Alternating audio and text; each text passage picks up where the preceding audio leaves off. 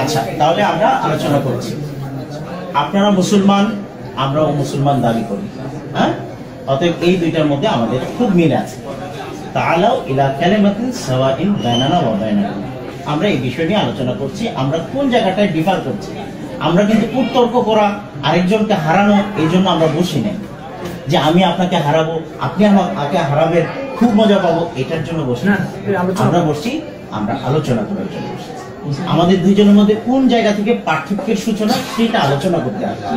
সেই জায়গাটা আমরা ডিফাইন করব, সেটা উত্তরণের চেষ্টা করব, অপসারণের চেষ্টা করব। মূল কথায় যান, মূল কথায় সংক্ষেপ ভূমিকা অনেক লম্বা করছে। একটু ধৈর্য রাখতে হবে, একটু ধৈর্য রাখতে হবে, কারণ ধর্মের ব্যাপার। শুধুমাত্র আমি একটা জিনিস বলে দিলাম, কথা বলেন। আপনারা শুনছেন পেছন থেকে? শুনেন, হযরত মুহাম্মদ সাল্লাল্লাহু আলাইহি ওয়াসাল্লাম খাতামুন নবী, তারপর কোন নবী কোন রাসূল আসেন। এটা যেমন সকলের বিশ্বাস, ঠিক একইভাবে সকলের উম্মতে মুহাম্মাদিয়ার মুসলমান এই আপনার মত হলো যে শেষ যুগে এই জাতির সংশোধনের জন্য ঈসা ইবনে মারিয়াম আল্লাহর পক্ষ থেকে আসবে।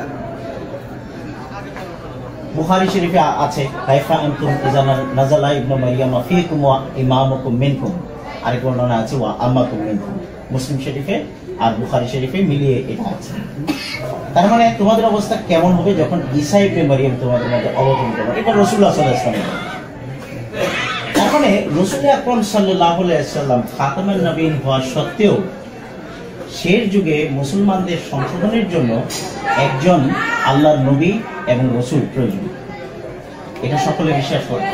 আমাদের মধ্যে আপনাদের মধ্যে কোনো মতভেদ নাই।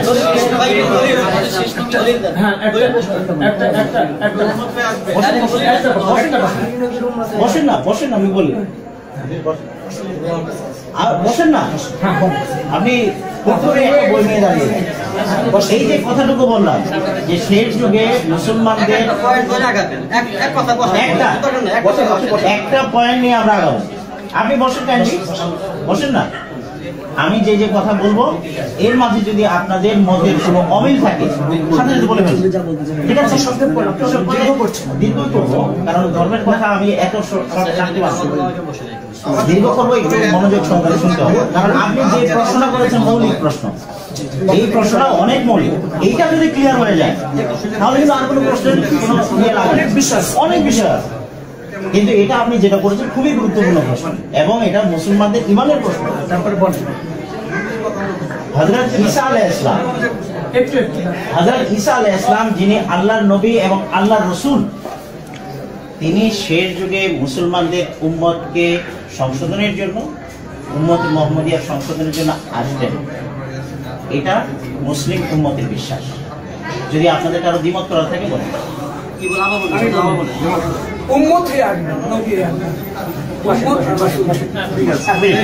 সরি, আমি এক মিনিটের কথা বলতে। দেখেন, উনি যে কথাটা ভুল করে বলে ফেলছেন, কথাটা সঠিক করেননি। কারণ জানেন না উম্মত হয়ে আসবেন, নবী হয়ে আসবেন না, তার মানে কি তার চলে গেছে? উনি কথাটা সঠিক বলেন নাই। আপনি না জেনে কথা কেন বললেন?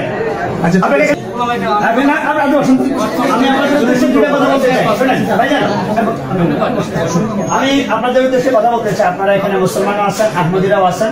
এখানে আপনারা যারা আছেন আপনারা সকলে কথা বলতে গেলে মসজিদ ঠিক থাকবে না। আমরা এখানে আপনাদের পক্ষ থেকে আসি, আমরা কথা বলবো। সরি, আমরা এখানে আসি, আমরা কথা বলবো। সেক্ষেত্রে আপনাদের কথা বলার প্রয়োজন হলে আমাদেরকে আপনারা বলেন, অন্য কোনো ভাবে বলার দরকার নেই। আচ্ছা, 2 নম্বর, যেমন দেখেন উনি যে কথাটা ভুল করে বলে ফেলছেন, কথাটা সঠিক করেননি। কারণ উনি জানেন না উম্মত হয়ে আসবেন, নবী হয়ে আসবেন না, তার মানে কি তার চলে গেছে? উনি কথাটা সঠিক বলেন নাই। আপনি না জেনে কথা কেন বললেন?